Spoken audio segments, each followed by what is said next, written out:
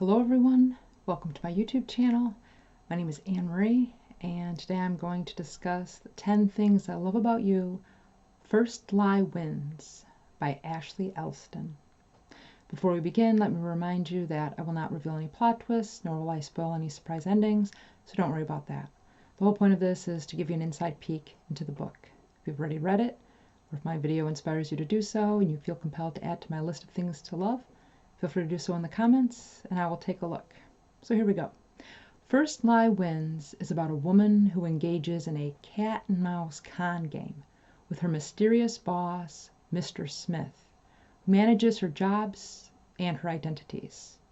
Her name and location change frequently, as do the mark and the con.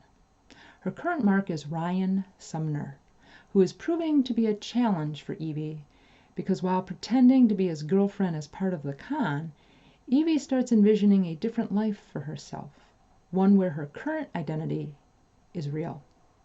Unfortunately, as the book jacket reveals, she can't make any more mistakes, especially after what happened last time.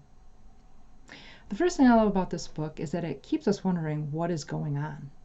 We realize within the first couple of chapters that deceitfulness is going to be a major theme. We are reading about a woman who frequently changes her location and her identity, and although we're not quite sure what Evie is playing at with her current mark, Ryan Sumner, we know she's up to something fraudulent. It's this uncertainty that draws us in and keeps us wondering what Mr. Smith is planning and how it's all going to unfold. The second thing I love about First Lie Wins are the chapters that give us background information about the protagonist's life. This is when we learn about Evie's past and how she ended up working for the mysterious Mr. Smith. These chapters are scattered throughout the story and go back 10 years, slowly working their way to the present. We learn about her different aliases and the different jobs Mr. Smith assigned her to. The third thing I love are all the different identities the protagonist has had in the last 10 years. Each of these personas includes a story about who she was tasked to deceive, what she was trying to accomplish by deceiving this person, where she was located, why she was doing it, and how she went about achieving it.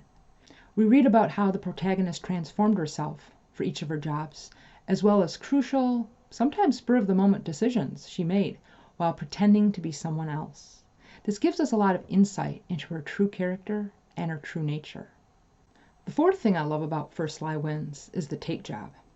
Basically, a stolen painting worth millions of dollars is rumored to be hidden inside the sprawling Fort Worth, Texas home of oil tycoon Ralph Tate.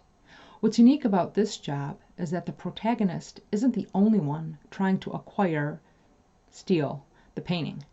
Because the elusive Mr. Smith loves twisted games, he decided to make a contest out of the task. Several of his people are going after it, and the one who gets the painting out of the house first gets a bonus, a big one. Homeowner Ralph Tate believes his security system is impossible to breach, especially since it resembles an obstacle course. Fortunately, the protagonist has an ace up her sleeve. Which brings me to the fifth thing I love about this book, Devon. The protagonist found Devon on the internet when she was looking for some tech that she couldn't get on her own, but that she needed for a job. In chapter 15, we learn that Devon started at MIT when he was 17, but was bored because he has an IQ that is off the charts. He quickly realized the most profitable work isn't always legal, so he thrives on getting around systems meant to keep him out. He doesn't believe in taking unnecessary risks. He's comfortable working behind the scenes, and if you prove to be loyal to him, he will forever be loyal to you.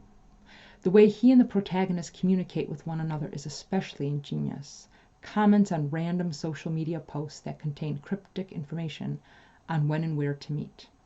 The two of them have a working partnership, but they genuinely care about one another. She pays him well, and he always delivers. The sixth thing I love about this book is Mr. Smith. Ruthless and manipulative, Mr. Smith's favorite pastime is pitting two people against each other. He's the type of character you'd love to hate. In chapter 15, Devon tells Evie that Smith's greatest achievement is keeping everyone under him in line by keeping them blind to everything and everyone else in his organization. No one knows who he is, and no one knows where they are in the chain. Mr. Smith is the puzzle Devon has been working on for years, but Mr. Smith is always one step ahead with his cunning and deceitful ways. The seventh thing I love is Rachel Murray. Her character is introduced to us in chapter 5. The book starts with a dinner party that the protagonist and Ryan are hosting at his house for his friends. He doesn't invite Rachel to the dinner party because she gets on his nerves. So instead, Evie meets her at lunch the following week. Rachel is an attorney whose legal skills become helpful to Evie in chapter 16 when she finds herself in trouble with the law. Rachel is tough and not as easily manipulated as Ryan's other friends, although Rachel is suspicious of Evie to the point of being annoying and insensitive. Evie admires her for this. The eighth thing I love is an interesting observation found in chapter 8. It's been said that if you want a slice of time to stick out, to be crystal clear in your mind, one small difference in an otherwise normal routine is all it takes. Like if you're the type who has trouble remembering whether you locked your front door before leaving for vacation, you should separate it from all the other perfunctory times you've locked your front door. Something as simple as turning around in a circle just before you slip the key in the lock would do it. A simple movement, and forever that memory will be burned into your mind. It becomes clear enough to play over and over again. You see the door, the key turning, the doorknob wobbling when you tested the lock, and there's no guessing whether or not you did it, because you know you did. I love this because I'm definitely the type of person who's going to second guess whether or not I locked the door. The ninth thing I love about First Lie Wins is the explanation of the title. This is found in chapter 5. There's an old saying, the first lie wins. It's not referring to the little white kind that tumble out with no thought. It refers to the big one, the one that changes the game, the one that is deliberate, the lie that sets the stage for everything that comes after it. And once the lie is told, it's what most people believe to be true. The first lie has to be the strongest, the most important, the one that has to be told.